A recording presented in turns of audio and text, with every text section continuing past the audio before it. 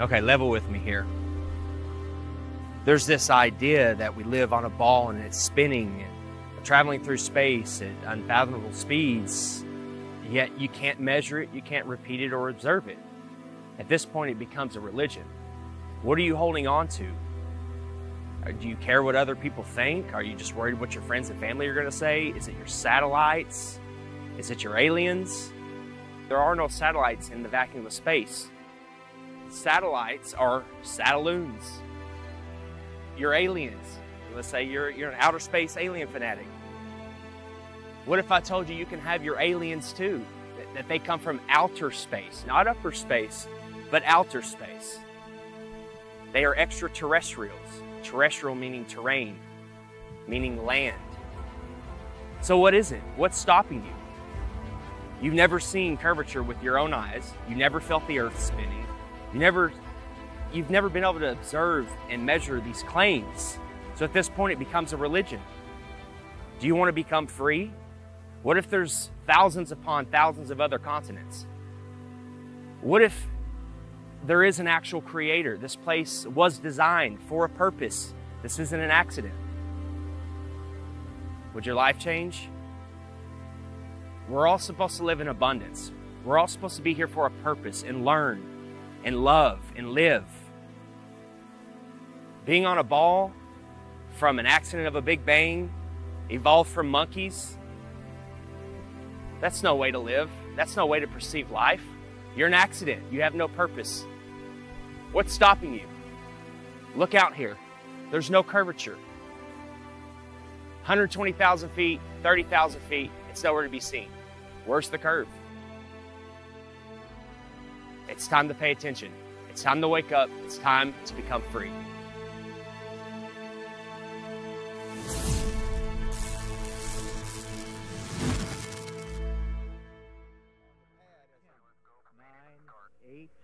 Seven, 6. We have main engine start. 4, 3, 2, 1, and liftoff. Liftoff of the 25th Space Shuttle mission, and it has cleared the tower. On January 28, 1986, CNN watched the Challenger launch live on the air with its viewers. They and the other media outlets told you that the astronauts died in the explosion. But as always, there is an agenda behind every mainstream headline. This morning, it looked as though they were not going to be able to get off. 1 minute 15 seconds. Velocity 2,900 feet per second. Altitude 9 nautical miles. Downrange distance 7 nautical miles. Looks like a couple of the solid rocket boosters blew away from the side of the shuttle in an explosion. Flight controllers here looking very carefully at the situation. Obviously a major malfunction. We have a report from the flight dynamics officer that the vehicle has exploded. Today is a day for mourning and remembering. Nancy and I are pained to the core by the tragedy of the shuttle Challenger. We know we share this pain with all of the people of our country. This is truly a national loss. The 7 NASA astronauts supposedly killed in the 1986 Challenger disaster did not die in the explosion and are quietly living out their lives in the US, with many of them hiding in plain sight, using their same names and working at high levels in the same fields they worked in before the disaster, according to explosive evidence uncovered by investigators. We've located 6 out of 7 of them. In the world of deception, it's really easy to say this person is that person, and there's a lot of that going on, muddying the waters. But 6 out of 7 have identical names. They work for universities, most of them. There were no people in the Challenger. That was a hoax. That's been proven conclusively by researchers and reporters, investigators, who have found that those supposed people that were in the Challenger are still alive today. We remember Dick Scobie, the commander who spoke the last words we heard from the Space Shuttle Challenger. We remember Michael Smith. We remember Judith Resnick. We remember Krista McAuliffe. We remember Ellison Onizuka. We remember Ronald McNair. People still think the Challenger exploded with these astronauts. It was a horrible thing. Never happened. Yes, the rocket exploded. There was no one on board. So imagine you're at the launch of the Challenger. This is a historic moment and it blows up in midair. Whether you are personally related to somebody on there or don't know anybody, you're going to be a mess. This is an emotional, incredible scene. And CNN was reporting, and they told the cameraman, let's get a live shot of Krista's parents. And when they zoomed in on them, they were giggling, they were laughing, they were smiling. I don't know how you can put a smile on someone's face, even if you told them the funniest joke in the world at that very moment. Just look at their face. Is that the face of somebody whose daughter just blew up in the most horrific, violent accident ever? Or is that somebody playing a role, not knowing that they're on camera and thinking about the money that they may have gotten? You can hide somebody that's allegedly dead right in plain sight. All you have to do is move them a little farther away, give them a different job, claim that they're somebody else. You don't even need to change their name. So statistically speaking, the odds that almost everyone on the Challenger have exact lookalikes with exact names still existing is kind of laughable, honestly. Exact doppelgangers existing in the world with the same names, and when confronted, they get very nervous and their stories begin to conflict and they have the same mannerisms. You know, it doesn't take a lot to put it together, honestly. Let's start with former NASA astronaut Michael J. Smith, with the same name as this retired professor from the University of Wisconsin-Madison. Are you Michael Smith? Yeah. Professor at university? Retired. Retired? Yeah. Yeah. Yeah, I just stopped by because there's this room. Are you aware of that? There's a rumor on the internet. It's not me. That people are saying. Yeah, it's not me, obviously. I mean, anybody that looks at my background, looks where I was born, it's not me. I mean, it's interesting that the Michael J. Smith that was the astronaut looks something like me when we were younger, but really not if you really look at facial recognition. You never been a pilot, never been in the military? Nothing like that. Huh. No. Okay. Yeah. That's all. And I don't respond to the emails I get. I get probably an email, maybe 2 a month. Really? Yeah, and I got one guy that's been really hounding me, and I turned it over to the FBI. Okay. Yeah, you just sure look a lot. It's the same name. I know the facial thing, but that's what we looked like. What? 40 years ago? Mm-hmm. Yeah. Okay. Yeah. Well, thank you. Yeah. Okay. Michael J. Smith, identical looks, dimples the same, teeth the same. There's really no denying it. And before he could finish the question, Michael denied it. Oh, that's not me, you know, and laughed it off. What's he going to say? Oh, you got me? Not going to happen. The driveway footage of Michael J. Smith, that's real. I mean, that can't be a deep fake, you know, so at some point you got to stop trusting liars. We don't hide our space program. We don't keep secrets and cover things up. We do it all up front and in public. Next is former NASA astronaut Judith Resnick with an exact doppelganger working at Yale University. 37 years have passed and she hasn't even changed her name. Side by side, there's no denying it. When she's approached, she has a very odd way of not responding. Hey, Judy? Judy. How you doing? I'm from the press. I just had a quick question, if you don't mind. What press? I'm from a radio station in San Bernardino. I know there's a conspiracy about the space shuttle. No, I want to be polite. Friendly, just a question. So there's a lot of rumors about you being on that space shuttle. Obviously, you know, if you want to comment, we would really appreciate it. Kind of odd that Judith is in full panic mode when realizing the press is in her presence. She's no stranger to being in the spotlight. She even made her way into Hollywood for a quick cameo. If the choice is to allow Americans to be taken as hostages or to be executed, I'll bring my own fucking rope. Saddam backed down, and Ambassador Wilson helped thousands get safely home. When he himself came home to the United States, he was warmly greeted by our president, who took him to the Oval Office and introduced him to the War Cabinet as an American hero. Commander Dick Scobie had a company called Cows and Trees, and when you went to his website, there was an animation of a cow taking off like a rocket with a smoke stream coming out of its backside, doing a twisty curl in the air that looked remarkably just like what we saw with the Challenger. And after we started making videos on that and it started going viral, that website disappeared, never to be seen again.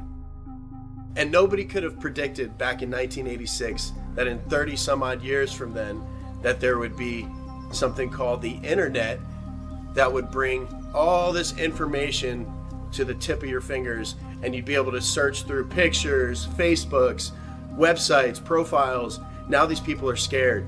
They're hiding their profiles, they're deleting their websites, they're making their Facebooks private.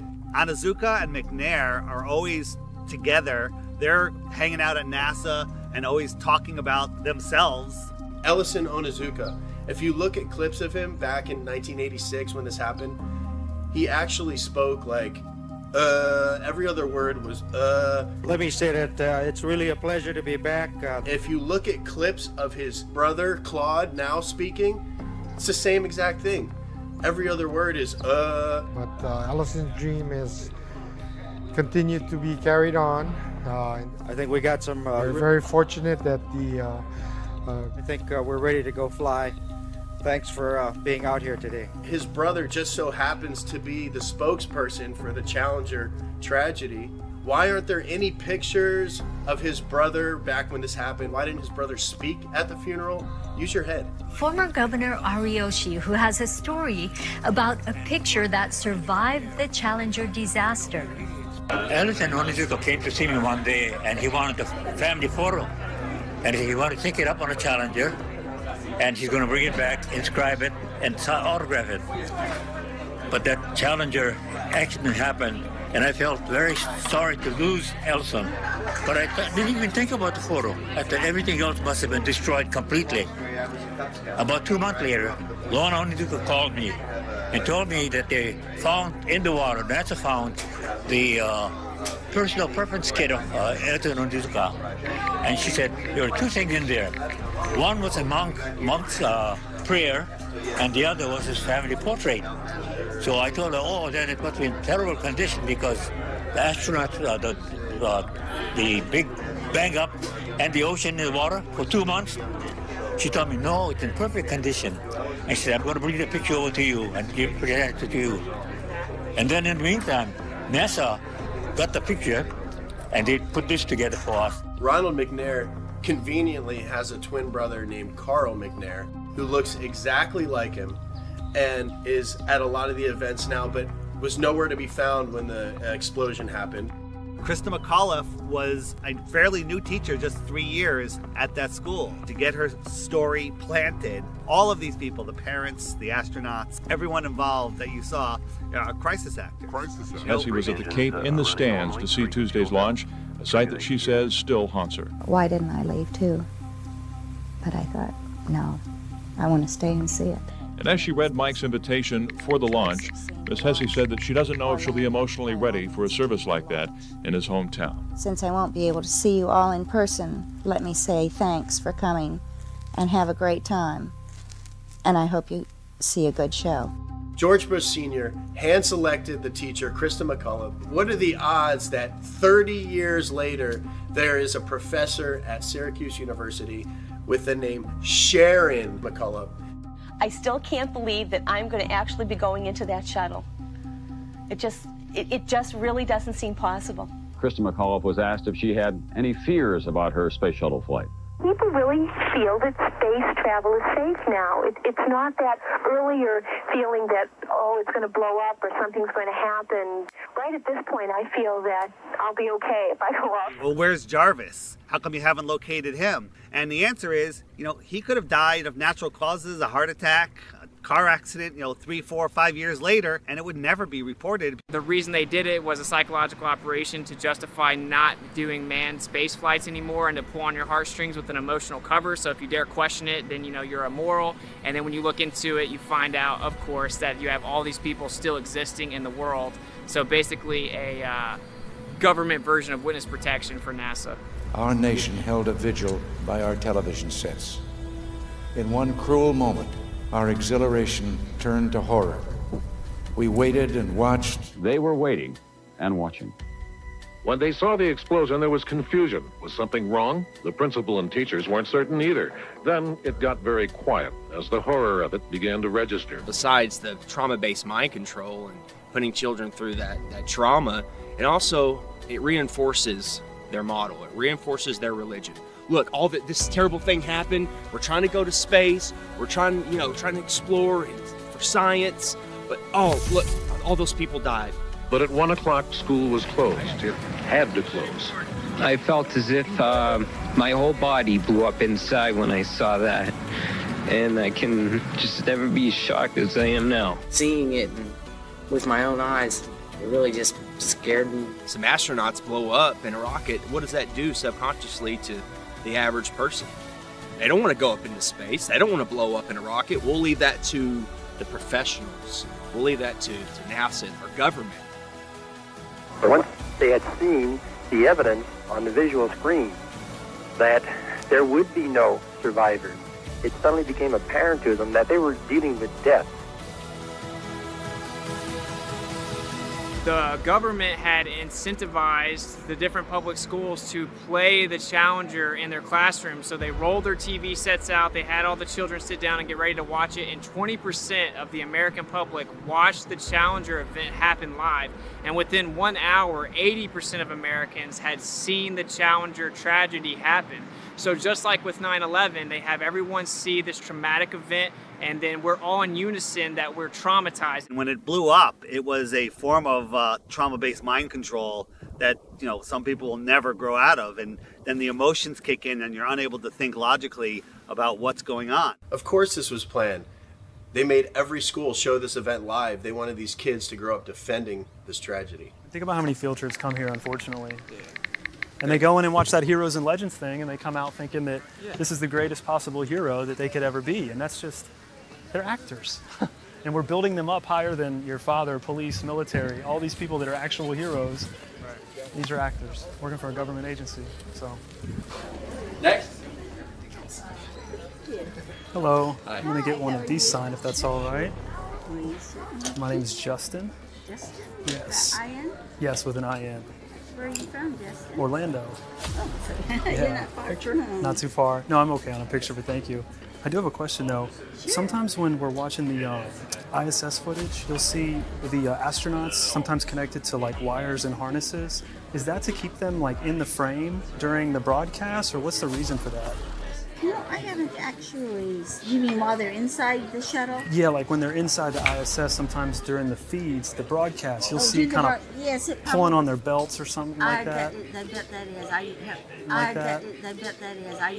I have not personally seen that. Oh, really? But I know that they try to be still when they're doing talking to someone, and then they usually try to release and do like a flip at the end or something like that. Because I've seen the flip before, and it almost looked like a foot was caught like inside something, but there was nothing really there. It was really strange. I didn't know if there was something to kind of like hold them in place or something. We never had anything like that, but they may have learned over time that it was hard to stay still, and they may have come up with something. Did you ever think the public would find out that all the spacewalks were filmed underwater? Thanks, sir.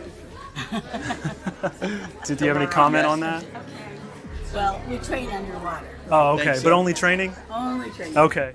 Most of the public have no idea that the ISS is located in an underwater neutral buoyancy lab in Houston, Texas. The space station footage that they trick us with is not travelling at 17,500 miles per hour above your head. It's all being filmed here on Earth. An exact ISS replica underwater. Coincidence? It's a pretty simple process. Film your footage underwater, remove the water layer, add in your CGI Earth layer, and cast your spell.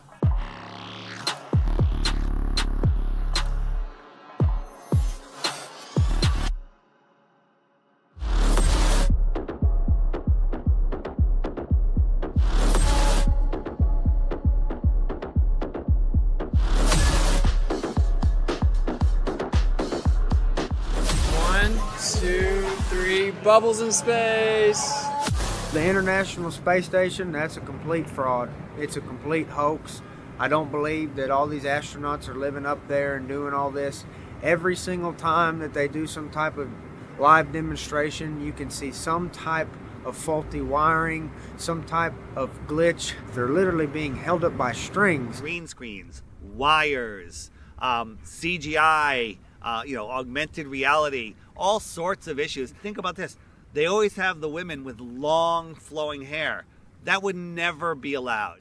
They literally spray hairspray in their hair to make it look like their hair is floating in zero gravity. The International Space Station, brought to you by the same guys who faked 6 moon missions. Yeah, I believe that. I don't know exactly how they're videotaping themselves. They could be on one of those zero-G planes and, doing it all in there. I'm not sure how they're doing it, but I don't believe it at all. It looks like a bunch of green screen fuckery. I don't believe that at all. Space station is a serious place.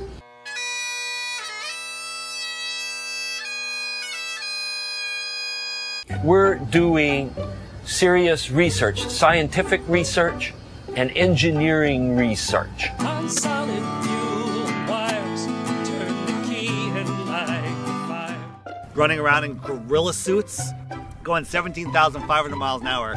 There's supposedly micrometeorites, other satellites up there. They could die at any second, but they're running around playing with water. They're always playing with water, claiming to grow lettuce.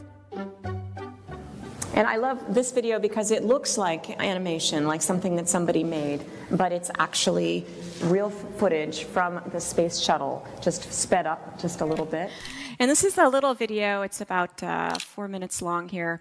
So there's the space station. I love that this is not animation. This is film taken by a shuttle of the space station. And so this is real. It's not animation. Now this looks like animation, and I'm very proud to know that it's actually real film. It's not a video game. People are living there. I know this looks like animation, but it's actually really real. I love this video because it looks like animation. It doesn't look real, but it is real. People can watch all these fuck-ups and trickery by NASA and all these other space agencies, and all that goes out the window because they see a little light in the sky, and it's the ISS. Oh yeah, that's the ISS. That's all the proof they need, and everything else goes out the window. The view will still be A-OK out there, and all you need to look for is a bright light in the sky that will be moving, and that'll be the space station. I've seen the light go from horizon to horizon. There's many problems with that light. First, it's as bright as the sun. It's really bright. How is the ISS reflecting that light as bright as the sun back to me the whole way across? Is it made of mirrors? Is that mirror following me? Right? How would somebody 10 miles away see the same reflection? Because it can't reflect in all directions.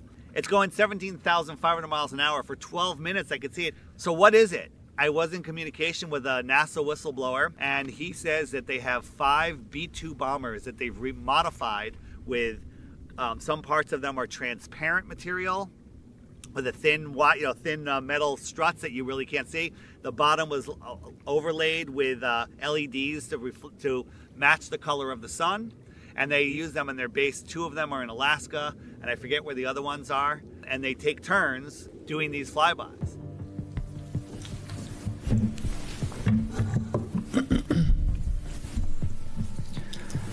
Good afternoon, Commissioners. Today I'd like to bring to your attention a potential fraud on an enormous scale happening in York County. There's now clear evidence of NASA using numerous methods to grossly mislead the public about astronauts being on the International Space Station. During interior ISS scenes from NASA's own live feed, the use of wires, harnesses, green screens, and virtual reality have been detected to achieve the appearance of a weightless environment. This begs the obvious question. If they're really up there, why are they using Hollywood techniques to fake the footage? Are they in space or are they underwater? Now, what's really interesting is that they train for spacewalks in an underwater pool with a complete ISS replica.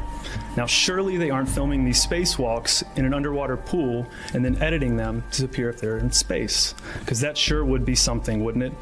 I'm calling on the Brevard County Commissioners to open a full investigation into NASA's fraudulent practices and use of taxpayer dollars. It costs NASA $3 billion per year to operate the ISS, and if they don't have a darn good explanation as to why they're faking these videos, I and the public would like a darn good explanation as to where our tax money is going. It is our duty to expose and eliminate this fraudulent and astronomically wasteful ISS program. And look, I know what you're all thinking. The NASA is part of the federal government, and you're just county commissioners. Even if what I'm saying is true, what can you do? But let me remind you, not only is this happening in your county, as public officials, you have the platform and the ability to make a statement or hold a press conference, alerting the public, state, and federal authorities to investigate further. You have the power to start the conversation. I look forward to the day that $3 billion annual budget is put towards our veterans, our homeless, maybe some of that mental health stuff the young lady just spoke about, and the revitalization of Brevard County. Flat Earthers pay attention. We're paying attention to NASA. We're paying attention to SpaceX. Most people aren't, but yet they'll defend it. They'll defend it. They have no idea the Earth's supposed radius. They have no idea how far the sun is supposed to be according to NASA, 93 million. They don't know. Like, how far is the sun? Like, I don't know, a couple million miles, I don't know. They have no idea, but they're defending it to the death.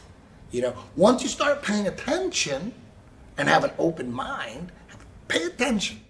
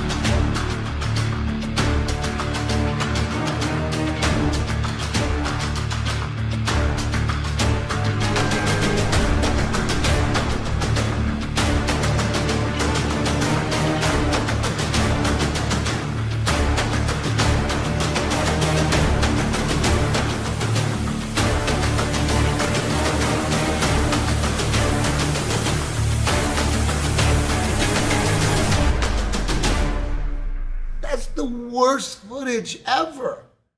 But we do want to make sure that the American people understand that there's no need to panic. The president took this action, as I mentioned earlier, because the objects were indeed flying at lower elevation, and they were in civilian airspace, and we wanted to make sure that we protected that airspace. But again, we want to also make sure that the Americans are not do not panic during this time. Wait, what? It's on a balloon?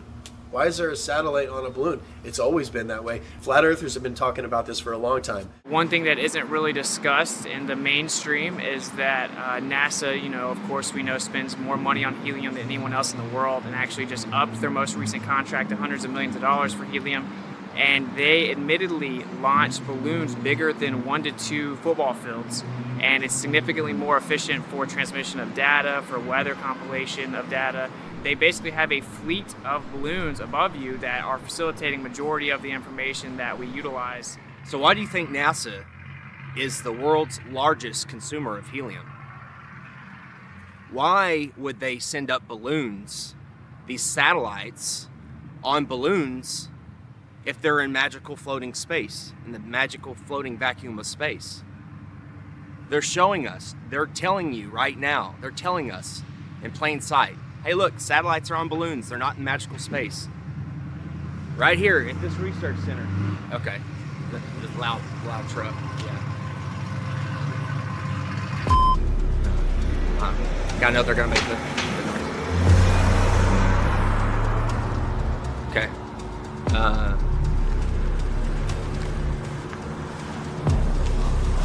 Howdy. I was just doing some filming. What? Oh, just anything we can see. We're just doing a documentary on the balloon launches and all the cool stuff. Yeah, we're independent journalists. Don't we film me? What else come on? Well, I mean, we're in public. There's no expectation of privacy. Well, we tried to call them. They said they weren't doing any tours. Yeah, they said we weren't doing any tours. Hey, of course, you got to do your due diligence and make sure there ain't nobody out here potting shit. Yeah, well, I get it. Like Johnson Space Center, they have armed guards. Yeah, they will shoot you. Yeah, they definitely operate. Do not run up in the air. Yeah, like you're gonna very nice. No, we're just infatuated with the Satellites, Yeah, we didn't even know they existed. It's cool that they're all going up on balloons. We didn't even know. We were taught, they're just orbiting by themselves. Or they're shot up with rockets. Yeah, they're shot up with rockets. That's all. It makes more sense on a balloon, so we're like, okay, well, this makes sense now. Unless they got some top secret stuff I don't know about.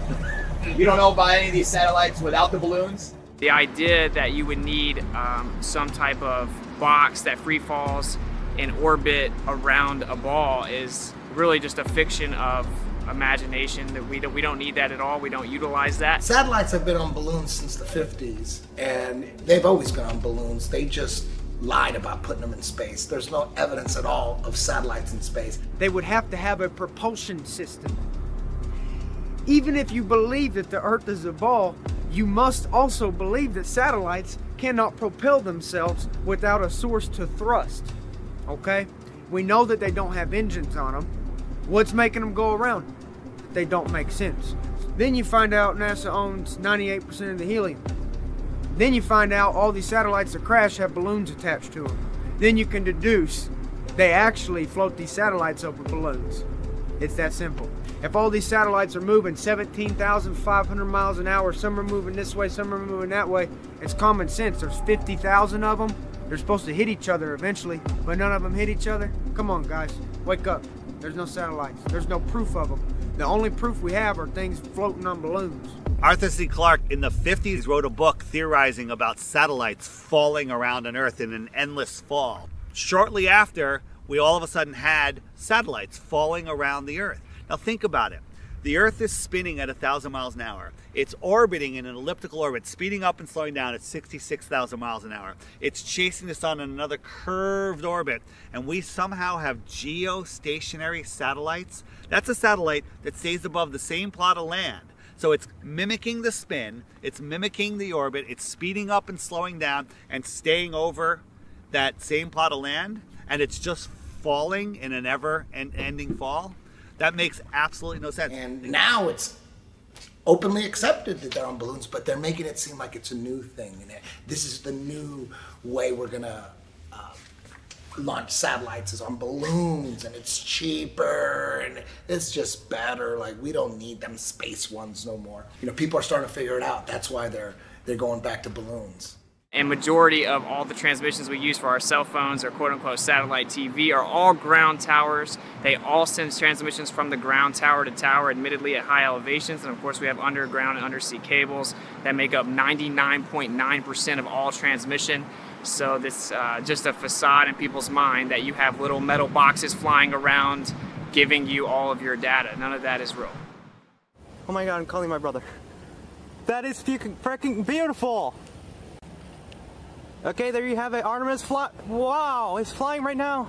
Whether it's the ISS or the rocket launch, the second someone sees it with their own eyes, they think it's real. This is freaking amazing. Oh, there it is. What the heck happened? They don't even know what the fuck's going on. The reason that you can always find a video of a rocket from NASA taking off and then slowly making a U-shaped arc is not because it's going around the ball and going to the other side or going out into space. It's because shortly after these rockets that are funded by your tax dollars take off, they only have a certain amount of time before they crash back to the Earth because they run out of fuel. It's all made up. So what really happens is they launch them near the ocean in Texas or in Florida. They will never launch a rocket from the middle of the country. It won't make it to the ocean. It'll crash on dry land. Okay? So NASA has to launch rockets from Texas in Florida because it's right by the water. If they wanted to launch a rocket from Little Rock, Arkansas, it wouldn't even make it to Texarkana. So when they launch rockets in Cape Canaveral, Florida, or in Houston, we have a problem. Yeah, the problem is you can't get past the firmament. In 1962, 7 years before they faked the moon landing, Operation Dominic began. A series of 31 missiles were shot straight up into the sky to test how high humans can actually reach. They quickly figured out, not far at all. It seems that whenever they were shooting these missiles up into the sky, they were actually interacting with different layers of this plasma field or this electromagnetic phenomena, and it seems to have fluid-like properties. As it actually hits a certain portion of this force field, if you will, it begins to disperse and seek equilibrium based on the impedance of the electromagnetic layers. Why is it when we review this footage that these things are exploding? It looks like they're hitting a barrier. Testing the strength of the firmament, and they weren't able to penetrate it. What's going on there? What is this? In my opinion, I think that they were trying to find a way to possibly get out. There's a firmament above us. So everything is as above, so below.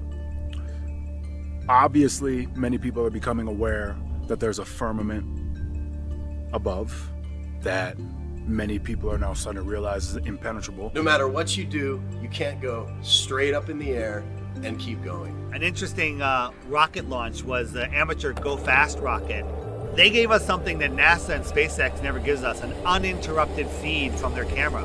If you watch a NASA launch or a SpaceX launch, there's 4, 5, 6 cuts before it even clears the launch pad. Gave us an uninterrupted 72 miles, I think. Went up, and all of a sudden it went kerplunk, it hit something. It went up, and it appears to have hit the firmament. One thing I really want your generation to embrace is that the Earth is a closed system. We cannot leave the Earth. There's no place to go. There is water surrounding us in all directions, including directly above us. We now know that there's something called superfluid that exists. You could have helium-3, and it could actually offer full electromagnetic propagation perpetually without any impedance. Based on the things that I see, such as Crow 777's lunar wave observations, I think that there is clearly a fluid-like medium above us. The waters above in ancient astronomy, which was the same science as astrology, except one was more theological and one was more secular, they taught that this was called the crystalline sea. And in the book of Revelation, it speaks about the crystalline sea. It's the 9th heaven. The waters above, it's firm. I think the evidence is pretty overwhelming that there is a fluid-like medium above us.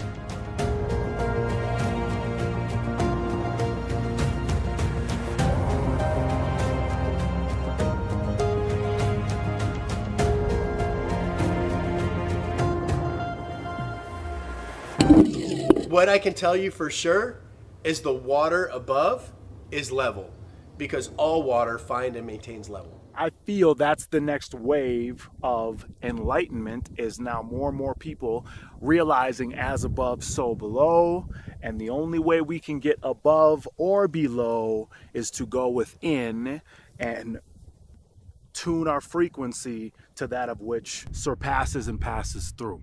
Who knows, maybe there is some kind of firmament, and we're underwater. We could be underwater. Maybe there's water above the firmament and then water down here. That could possibly be why the sky is blue, because behind it is the firmament which holds back water.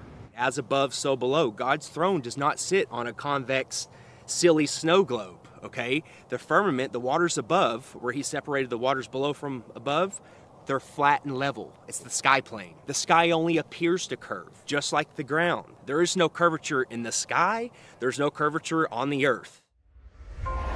Well, Dave, the SpaceX Falcon 9 is going to launch from Vandenberg Air Force Base, and it's going to launch in just about a minute, maybe a little less here.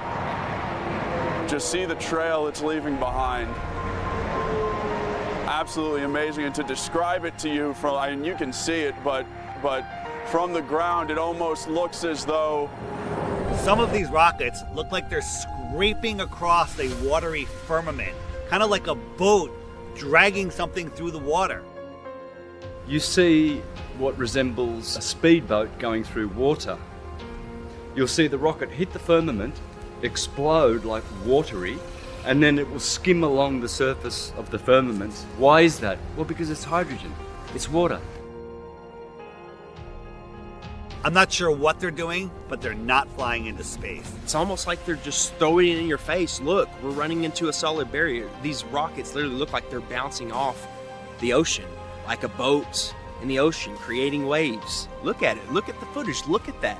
They're putting it in our face. It's soft disclosure. They can't just come out and say there's a firmament, we're on a flat earth or whatever else. They can't just come out and say it. They have to show breadcrumbs. They got to show a trail of breadcrumbs. They have to boil the frog slowly.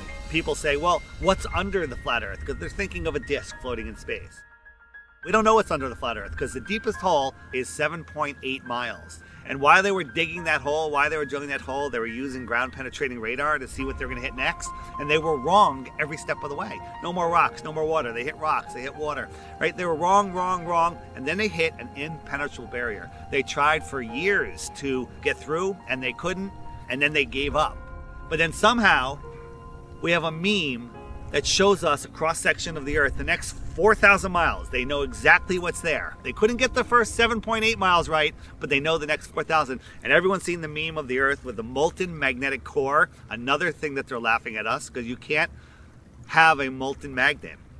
Any magnet of any type, you heat it up, and before it melts, it hits the Curie point, and it loses all its magnetism. Have y'all heard about the recent claim from the heliocentric priests? They're saying that the core has stopped spinning and it's now spinning the opposite direction, which is going to cause all this chaos. Well, this morning we are learning about a shift in the Earth's inner core that sounds like the plot of a Hollywood blockbuster. Scientists say our planet's solid core, which is actually disconnected from the rest of the Earth's layers, may actually have stopped rotating and could even reverse course. What does this mean? Well, at first it sounds like something from a Hollywood movie. Right. The script says, oh my God, the core of the Earth is spinning backwards. How do they know this? I just want to know, how do they know what the core is doing if they've only been down 8 miles? How? How is that possible? We've only, as humans, dug down a maximum depth of 8 miles. How do they know what's 3,000 miles down? Makes no sense. So if you look at a magnetic field on our ferrocell, you have something called the inertial plane or the block domain wall. That would be where we reside. We live within a magnetic field. And you can only go so far down before you're actually going to have the reciprocation of that energy or that magnetic field. We know the deepest hole ever dug is around 7.8 miles, which seemingly correlates to the deepest area in the ocean, of course, the Mariana Trench. So the way that I see it is you're actually living on the inertial plane within the magnetic field, which actually then begins to make all celestial phenomena fit perfect within the toroid. And of course, this entire idea that there's this magic magma core made of nickel and iron that's spinning at a different speed than the Earth spins is a complete fiction made up of seismic activity and speculation. And actually, when you look further into that, they say that that causes the magnetic field with something called convection currents. You have the geomagnetic field from the geodynamo model, and actually you would have a symmetrical magnetic field coming from the core. As it is a sphere, you would have the same magnetic field in the north and the south. But what the evidence actually shows is that it is not symmetrical at all, and in the south the magnetic field gets up to 30% weaker. There's something called the South Atlantic anomaly, which shows that it 100% is not some symmetrical dynamo effect causing the magnetic field. If you actually look further into the dynamo model, there's about 50 questions that have gone unanswered. They can't even get the math to work with supercomputers. It's pure speculation that they can't get to work, and it seems that actually we are just prohibited from going too far down based on pressure mediation within a magnetic field. There was a famous scientist that sent a submarine down and hit the bottom of the ocean and wasn't able to penetrate the bottom of the ocean, as if there was some type of water barrier firmament.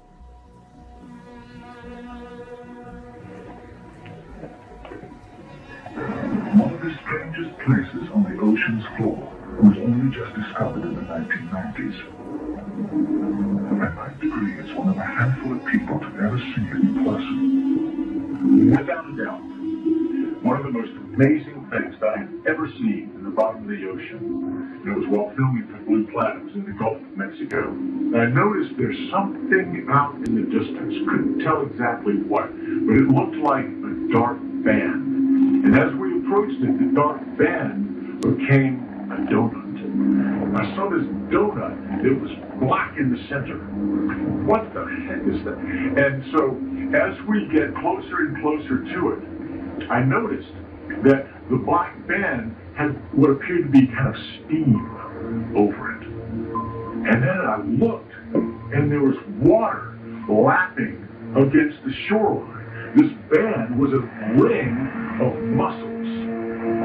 And inside the ring of mussels was a lake. And it's like, wait a minute, I'm already underwater. And we went out over the water in this lake and tried to descend in it and bounced off. It was so super saline and dense that the submarine couldn't go down in it. We literally bounced off, and as we bounced off, we sent ripples heading back to the shoreline. It's because of the firmament. It's firm. What I believe is that this is a plane and everything vibrates, and ultimately we have to become masters of vibration to work through the dimensions of this plane. This is the third dimensional plane. So this physical,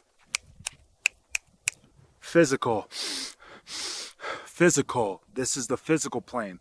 Now, if we close our eyes and we envision something, our brain doesn't know the difference between a thought and actual reality. So they teach us about gravity when we're young kids, because when you're a young kid, you kind of believe everything that you hear. They tell us that gravity was discovered by a guy named Isaac Newton. And by the time he was 23, he had discovered gravity, invented calculus, and trigonometry. Well, I'm telling you right now, none of that happened. Gravity's just a theory and an excuse, really. It's real simple.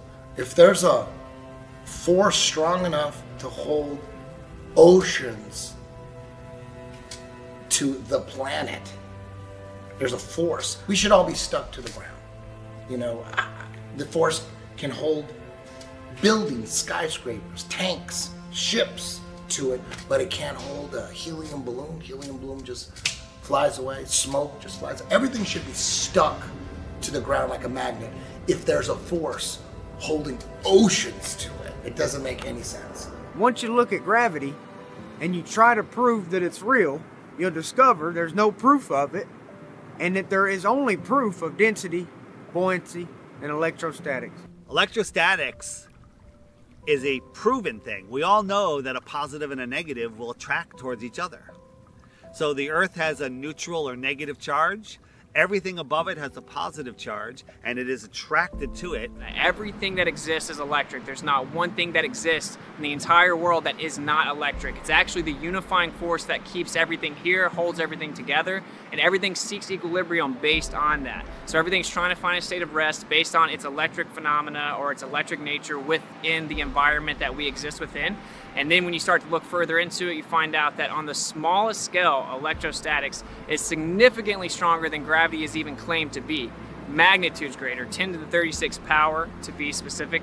So everything, simply put, everything that exists is electric. Everything that is falling to the ground or not falling to the ground is seeking equilibrium based on electrostatics. We can actually test this. We can use something called a corona motor, and whenever we manipulate electrostatics, we can make things levitate. We can make things go up or down, and we can actually change how fast they go down. We can also manipulate the weight of an object simply by manipulating electrostatics. And of course, that's how science actually works, is you do an experiment that shows you what the cause of the effect is, and you can manipulate electrostatics and cause the effect of downward acceleration, commonly referred to as gravity. Of course, I've never seen a test that manipulates space-time, and you will never see that. It doesn't exist. Everyone thinks that the reason things fall is because of gravity, but actually everything that exists is electrostatic. So whenever things go to the ground, they're seeking equilibrium, so they go find their balance on the ground where their charge disperses or spreads out in through the ground. So we have positive charge in the air, We have negative charge on the surface of the Earth or on the ground, which is why it's called grounding. And then we introduced positive charge, and then it went back down to the ground to seek equilibrium. This shows that that's actually what objects do when they fall to the ground. They go to the ground because of the electric forces, and they seek equilibrium on the Earth. We knew about it as in the 1950s, even earlier, and it's all been hidden because if humans were allowed free energy, free movement, and able to explore, we would find out what this place is. We'd find out our position in this world. And that's the number one thing. Why are they hiding flat Earth? Why? What's the motive? And the motive is to keep us dumbed down, not knowing who we are, not knowing where we are, not knowing the true power that we have, and not having true freedom. So ultimately, the master plan in all of this is to fake an alien invasion. I think one of the biggest upsets with globe believers when they hear flat Earth is we're taking away their Star Wars. We're taking away their aliens. We know aliens, extraterrestrials, have been documented since all recorded history. I've actually personally seen UFOs multiple times from like the age 18 up, probably 7 different times I've seen UFOs. I know it's a very real phenomenon. What about the secret space program? I call it the secret propulsion program. They're using electrostatics and other technology to maneuver around. Maybe they're even just pulling energy out of the air. We can go back to, I think it was Reagan in his famous United Nations speech, talking about the world coming together, facing a universal threat. Perhaps we need some outside universal threat to make us recognize this common bound. I occasionally think how quickly our differences worldwide would vanish if we were facing an alien threat from outside this world. They knew back then that that's the best way, the most powerful way to get everyone to unite into a one world government. If suddenly there was a threat to this world from some other species, from another planet, outside in the universe, we'd forget all the little local differences that we have between our countries, and we would find out once and for all that we really are all human beings here on this earth together. Well, I don't suppose we can wait for some alien race to come down and threaten us, but I think that between us we can bring about that realization. We did secure some footage of the flying disc in the hangar. The code name for the project is Keep, and it has been designed for humans to fly. We asked the scientist in charge of the project what propulsion system the craft uses, but he would not divulge what he called classified information. As to how much of it is man-made or something that maybe you wouldn't understand, that's a great question, who knows? But I think that they've simply reverse-engineered ancient technology and then hid it from the masses so that we don't know what it is. And you can look back at the Germans and they explain that we're using electrogravitic propulsion. And so with electrogravitic propulsion, you could attain perpetual flight, you could defy, quote-unquote, defy physics, you could attain all kinds of changes in angular momentum on a dime. Man-made technology that we don't understand yet. I don't know, maybe there's other humanoids or aliens, whatever you want to call them, like that way and that way, but up there, I don't believe it. UFOs are real. You guys are just confused where they come from. They don't come from some far-off planet trillions of light years away. They come from the outer lands and possibly under the ocean. I personally believe that the government is so evil that they're devising any type of plan that they can to manipulate people into one world government. They call it the New World Order. One way that they can manipulate people is by destroying cities with missiles and lasers and all sorts of destructive bombs, and then they could blame it on aliens.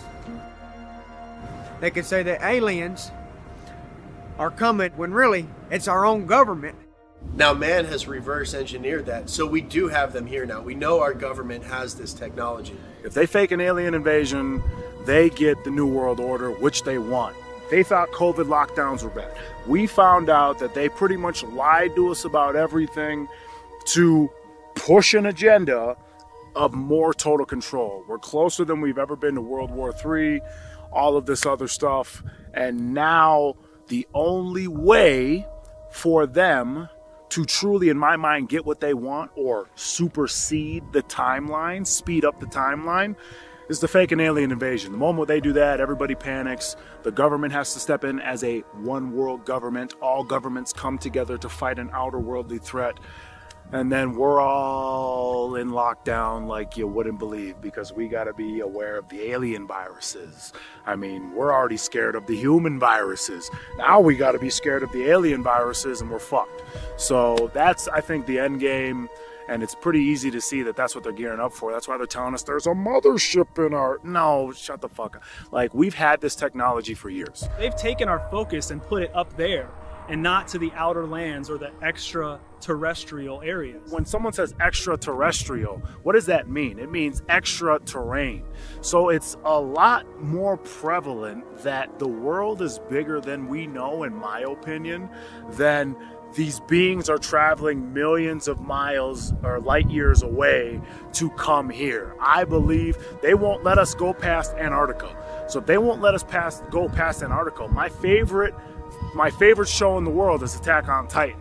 I believe they're telling us things through shows, that being one of them, that there is potential for other land outside of what we know. If there's more land out there, then why are we paying $1,500 a month to live? Or California, people are paying $3,000 to $4,000 a month in rent to live. Why would we have to do that if all of our world could fit into Texas and then there was more land other places? Like, obviously it makes more sense. You can still have that concept, that idea, that belief, whatever you want to call it. You can still have that on flat Earth. You're not trapped in a snow globe. I honestly do believe that the government is hiding more land. There could be thousands of continents. There's definitely more than 7. I'll bet my life on it.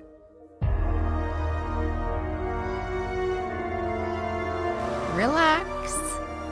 This is only a visual concept, although this is scientifically possible. They have advanced aircraft that can do incredible things and move incredible speeds, but it's for here. It's for exploring this world, not scientifically impossible outer space. Little green men running around, abducting people, that's the Hollywood mainstream narrative.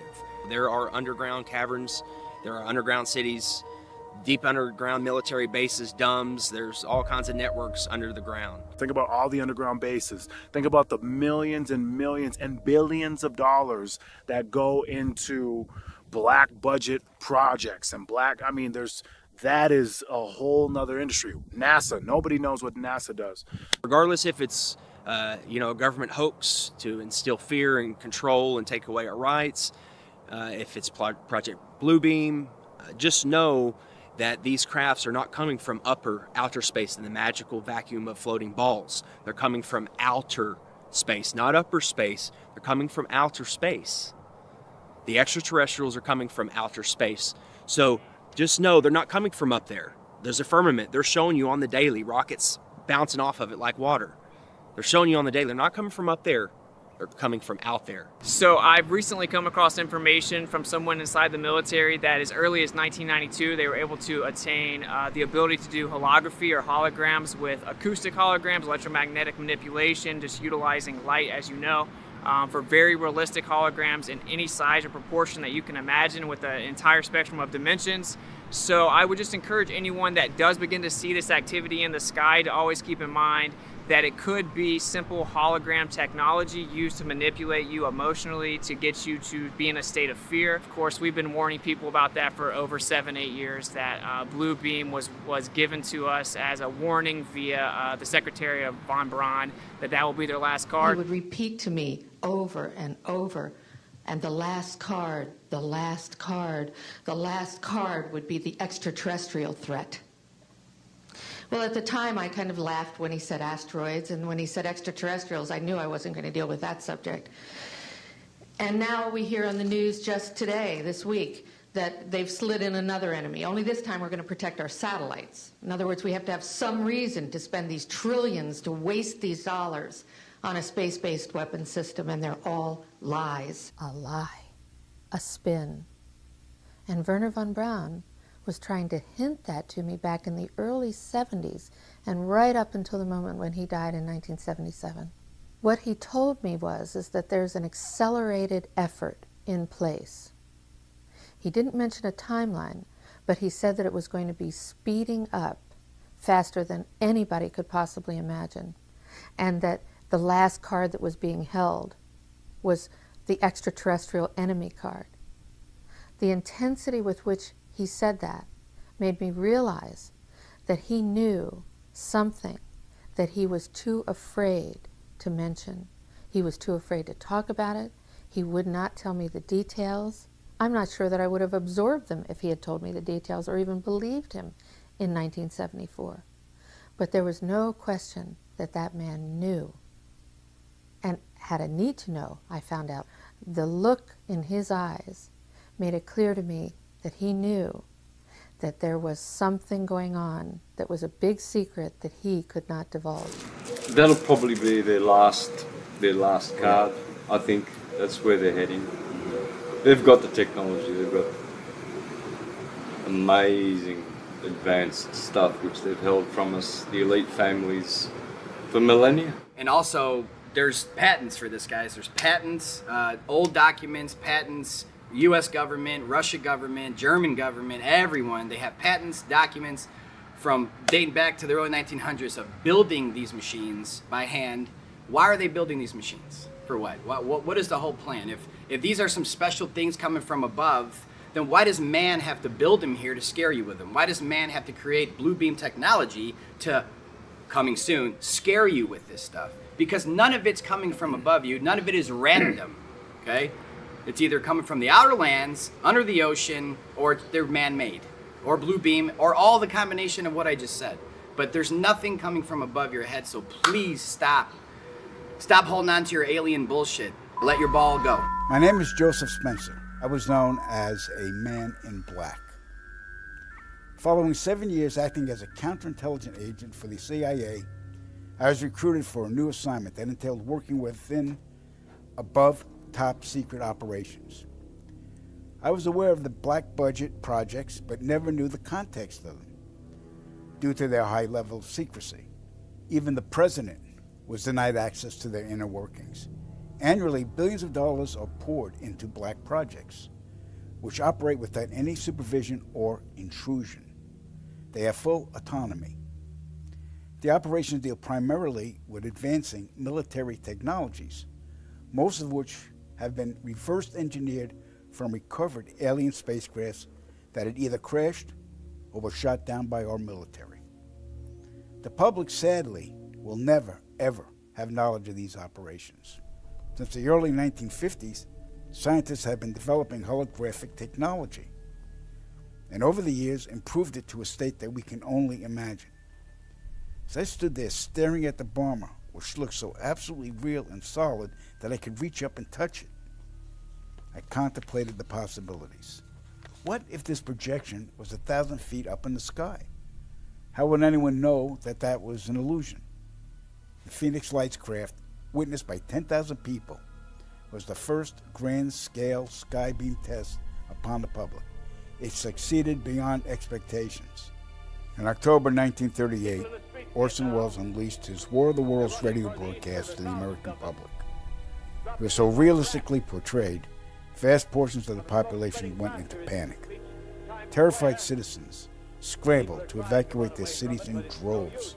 America had been easily tricked by very simple means. In the year 2024, the world will stand witness to a massive alien invasion. Thousands of projected holographic alien warships will blanket the skies, sending people into a panic.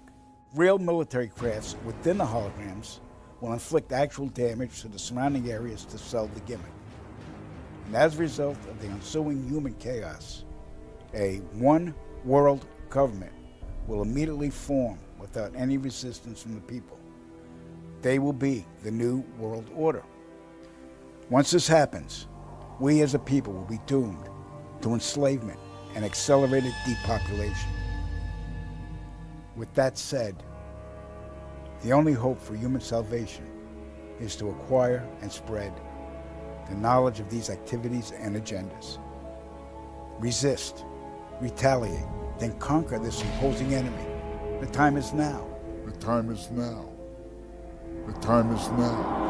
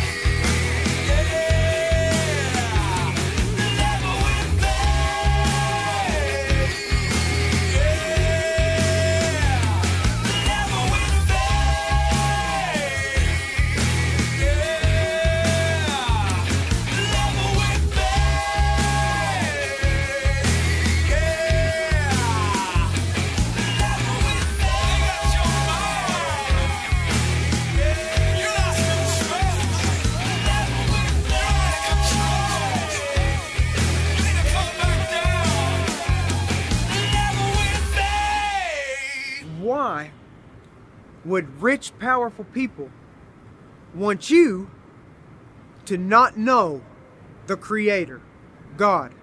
Because a man of God cannot be controlled.